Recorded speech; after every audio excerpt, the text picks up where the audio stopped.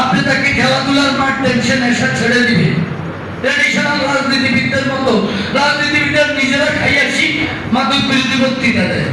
আমার পাশে বসে 90% ওইটা খায়, আমি কেমনে মাদকের বিরুদ্ধে বক্তৃতা দিই?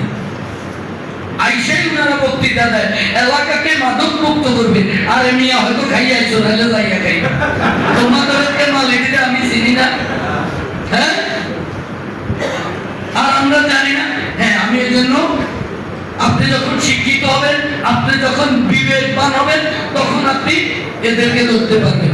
আপনি এখন ধরতে পারবেন প্রিন্সিপাল সাহেব তো আপনার হোলা তো খায়, আমরা আলাদা করতে আইছেন। হেডমাস্টার সব খায়, কবে কিনে যেন কিটা করো, কয়টা আমি যেটা করি আপনি হুতো হিটা করে। আগে নিজের পরিবারকে শুধরান, আগে নিজেকে শুধরান, এরপরে আমার বহুত শিক্ষককেও খায়, আমি জানি। টাকা ঢুকা যায় যে হোটেলে জানি, এবং হোটেলের বিলের টাকাও না তাকে পকেট থেকে যায়। আমি অকপটে বলে দিচ্ছি, আগে নিজেকে শুধরান, পরে জাতিকে নিয়ে চিন্তা করেন। এত মানুষ আইছে, এটি হুটবো করে, হুটলে নাহলে হুটবো বালি চাইবো করে। আপনি জাতিকে নিয়ে চিন্তা করার আগে নিজেকে নিয়ে আগে চিন্তা করেন। আপনার পরিবার সামলান, নিজেকে সামলান, ইনশাআল্লাহ সমাজ পরিবর্তন হবে।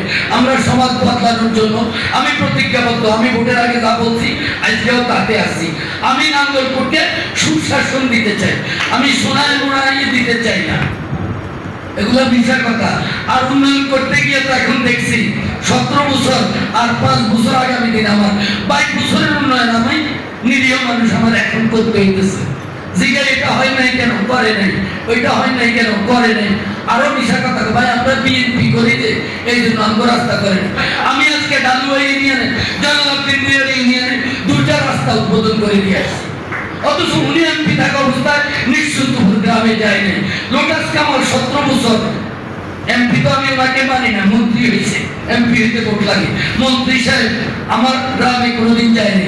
আমি কিন্তু লাল নেতারা এখানে উপস্থিত আছে, ঠিক আছে, ওনার বাড়ির সামনে প্রথম আমি রাস্তা করে দিয়ে আসছি। এটা থেকে আমি ছোট হয়ে গেছি?